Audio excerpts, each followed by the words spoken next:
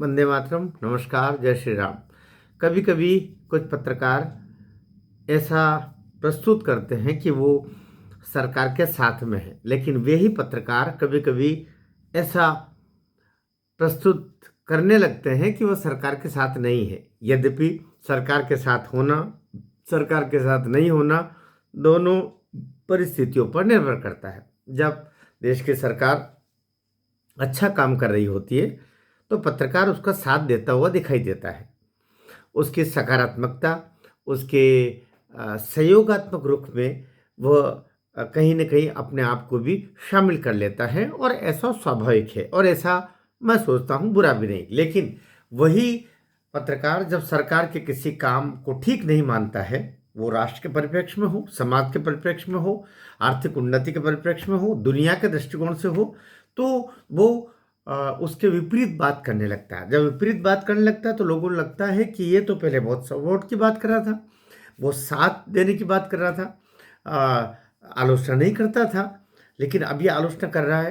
तो ये उस पत्रकार का सरकार के संबंधित कार्य के प्रति सोच की प्रतिक्रिया होती है, इसलिए वो ऐसा करता है।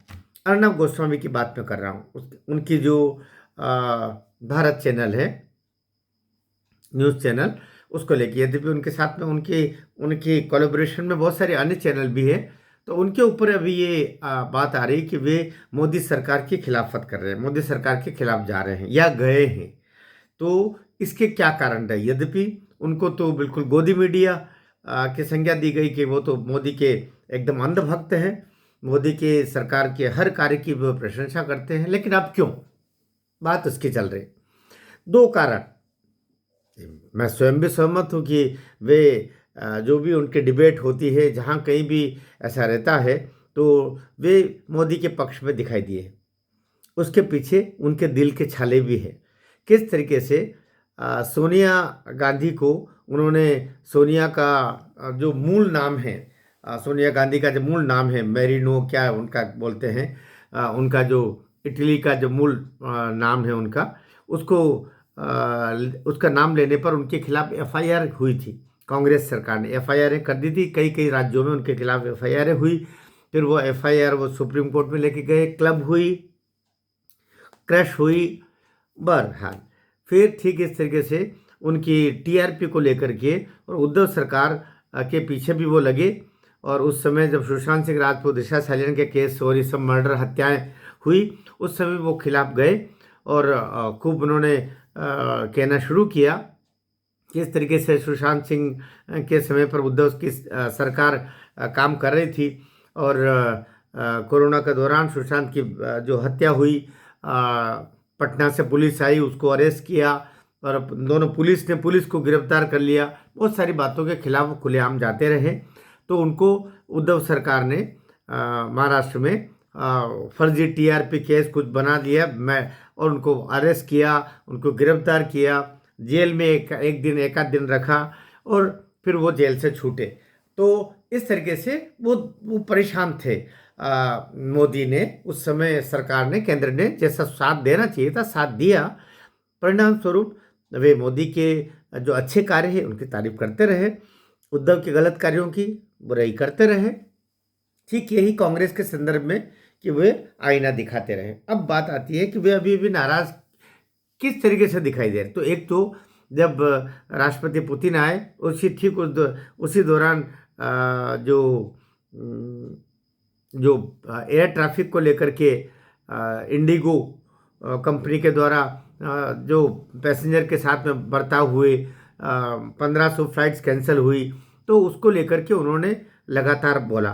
फिर पाकिस्तानी टीम को के साथ में क्रिकेट खेलने की जब बात आई तो उसका विरोध किया और कहा कि भारत सरकार को ऐसा नहीं करना चाहिए।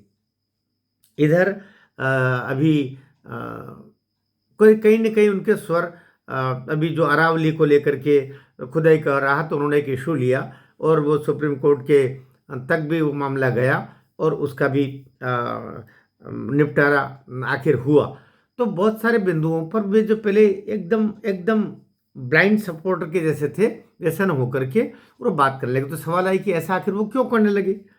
तो लोगों को केवल दो ही कारण दिखाई दे रहे हैं। एक कि वो जिसको तक तक चैनल बोलते हैं, तो वही आज तक चैनल से उनका आशय, वो तक बोलते हैं उसको, अर्णब गोस्वामी। तो तक चैनल के पत्रकार को राष्ट्रपति पुतिन का इंटरव्यू लेने का अधिकार दिया गया।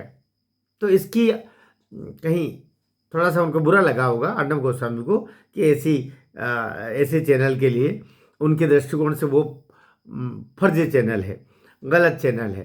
तो आज तक चैनल वाले को इंटरव्यू क्यों दिलवाया गया होगा, इसको लेकर के शायद उनकी नाराज़गी रही होगी। दूसरा, सुधीर चौधरी भी राष्ट्रवादी पत्रकार हैं और उनको 15 करोड़ रुपया वार्षिक के हिसाब से दूरदर्शन ने बुक किया 5 साल के लिए। तो शायद ये बड़ी राशि क्यों दे रहे हैं उनके शो के लिए, ऐसा एक दो ही कारण दिखाई दे रहे हैं, इसके अलावा नहीं। तो कुल मिलाकर के छोटे छोटे कारण ही हैं, बड़े कारण नहीं हैं, लेकिन यही कुछ दिखाई दिए हैं जिसके कारण से सुधीर चौधरी नाराज़ रहे हैं और वापस अब नाराज़ी। आज ही मैं देख रहा था कि देवेंद्र फडणवीस के साथ उनका इंटरव्यू हो रहा था, और देवेंद्र फडणवीस के साथ इंटरव्यू होना मतलब अभी 15 तारीख को वोटिंग है। ऐसे में जो शुभ पक्ष है, सकारात्मक पक्ष है, उनको लेकर के और बातें रखवाई गई। तो ऐसा नहीं कि अर्णब एकदम नाराज़ हो गए। पत्रकारिता का धर्म निभाने के लिए कभी कभी आपको निरपेक्ष भाव से ट्रांसपेरेंसी के साथ बात करना पड़ती है, वो कर रहे हैं, ऐसा बिल्कुल ही नहीं है। आपको ये वीडियो कैसा लगा? मैंने जल्दबाजी में बनाया है, फिर भी कंटेंट आपके बीच में आ जाए इसकी कोशिश की है। ठीक लगा हो तो कमेंट बॉक्स में बताइएगा, और कमी लगी हो तो भी मुझे बताइएगा। भारत माता की जय।